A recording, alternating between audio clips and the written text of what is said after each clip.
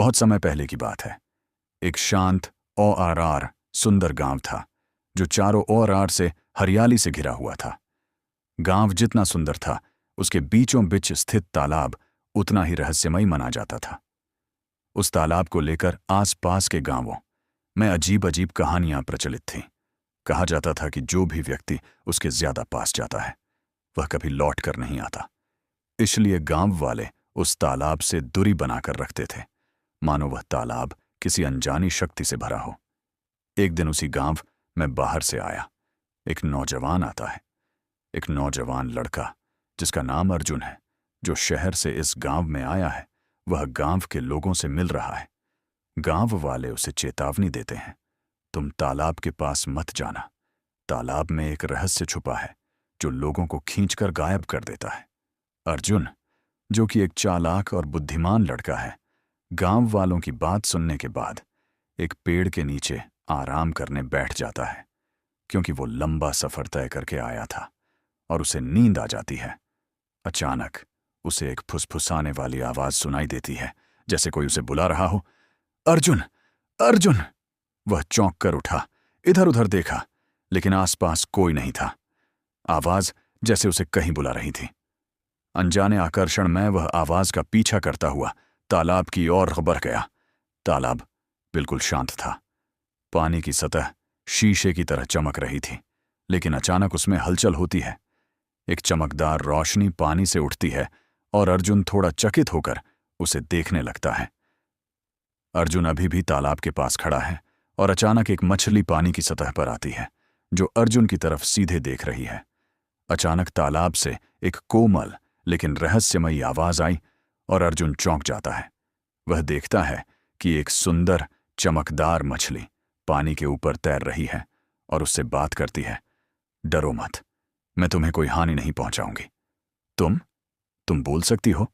उसने कांपती आवाज में पूछा। मछली मुस्कुराकर जवाब देती है, हाँ, लेकिन मैं हर किसी से नहीं बोलती। तुम विशेष हो अर्जुन। तुमने अपने दिल की आवाज सुनी, इसलिए मैं सामने आई हूं। मछली कहती है, मैं एक समय की राजकुमारी थी जिसे एक श्राप के कारण मछली बना दिया गया था। मैंने बहुत सारे लोगों से मदद मांगी, लेकिन हर कोई मेरी आवाज सुनकर भाग जाता था। लेकिन अब कोई मुझे मुक्त कर सकता है, तो वह हो तुम अर्जुन। अर्जुन चकित रह जाता है। मछली अर्जुन से कहती है, अगर तुम मेरे लिए वो 3 चमत्कारी वस्तुएं ला सको जो इस जंगल में छिपी हैं, पहली जादुई फूल, दूसरी नीला पत्थर, तीसरा झील का मोती, तो मैं फिर से इंसान बन सकती हूं। अर्जुन कहता है, मैं वादा करता हूं, मैं तुम्हारी मदद करूंगा। अर्जुन जंगल के गहराई में जाता है, जहां उसे एक पहाड़ी की चोटी पर एक चमकदार जादुई फूल दिखाई देता है। उसे पाने के लिए उसे एक कांटेदार रास्ते से होकर चढ़ाई करनी पड़ती है। अर्जुन चोटी तक पहुंचता है और जादुई फूल को ध्यान से तोड़ता है। जैसे ही वह फूल को छूता है, उसमें से नीली रोशनी निकलती है और वातावरण में एक मधुर संगीत बजने लगता है। अब फूल अर्जुन के हाथ में है। अर्जुन फूल को अपने टांगे हुए बैग में रख देता है। अर्जुन एक कांटेदार झादियों का रास्ता पार कर आगे पहुंचता है, जहां एक पुरानी जड़ित आकृति वाली गुफा है। उस गुफा के अंदर जादुई पत्थर छिपा है, लेकिन रास्ता अंधकार में और रहस्यमयी है। गुफा के अंदर घोर अंधेरा है, लेकिन अर्जुन के कदमों से धूल उठती है। अचानक उसे एक चबूतरे पर चमकता हुआ नीला जादुई पत्थर दिखता है, जिसके आसपास कुछ उड़ती हुई रोशनी की किरणें भी हैं। जैसे ही अर्जुन जादुई पत्थर को छूने की कोशिश करता है, पत्थर के पास से एक धुएं जैसा प्राणी प्रकट होता है, जिसकी आंखें लाल हैं और वो गुस्से में दहाड़ता है, जैसे वो उस पत्थर की रक्षा के लिए आया हो। अर्जुन डरता नहीं, बल्कि साहस से उसका सामना करता है। अर्जुन अपने थैले से एक काला रत्न निकालता है, जो उसे पहले जंगल में मिला था। जैसे ही वह रत्न को हवा में उठाता है, एक तेज रोशनी निकलती है और धुएं वाला प्राणी चीख कर गायब हो जाता है। अर्जुन शांत भाव से जादुई पत्थर को उठा लेता है। अर्जुन ऊंची ऊंची 2 पहाड़ियां पार करता है, फिर बद्धा सा झरना पार करता है और अर्जुन एक रहस्यमयी झील तक जाता है, जो हल्की आग की तरह जलती हुई लगती है। झील के नीचे एक चमकता हुआ मोती छिपा है और अर्जुन को उसे सुरक्षित निकालना है। जिसकी सतह आग जैसी चमक रही है, लेकिन पानी शांत है। मछली ने बताया था कि इस झील के नीचे एक जादुई मोती छिपा है, जो केवल सच्चे साहस से ही पाया जा सकता है। अर्जुन झील में उतरने की तैयारी करता है। अर्जुन झील में उतरता है, और जैसे ही वह पानी के अंदर जाता है, एक जादुई पानी की दुनिया खुल जाती है, जहां रंग बिरंगी मछलियां और चमकदार पौधे हैं।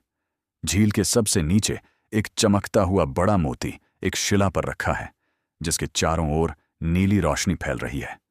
जैसे ही अर्जुन मोती को छूता है, पूरी झील की जलधारा घूमने लगती है। अचानक अर्जुन अपने चारों ओर अंधेरा महसूस करता है, और एक आवाज गूंजती है, केवल वही प्राप्त कर सकता है जो अपने भय पर विजय पा ले। अर्जुन आंखें बंद करके शांत रहता है, और तभी मोती की चमक और तेज हो जाती है। जैसे ही अर्जुन भय पर विजय पाता है, मोती अचानक पूरी ताकत से चमकता है, और उसके चारों ओर नीली रोशनी का विस्फोट होता है। पानी की गहराई एकदम शांत हो जाती है, और मोती खुद अर्जुन के हाथ में आ जाता है। अर्जुन तालाब के किनारे वापस आता है, हाथ में तीनों चमत्कारी वस्तुएं, जादुई फूल, नीला पत्थर और मोती। मछली पानी से ऊपर आती है, और उसकी आंखों में खुशी की चमक होती है।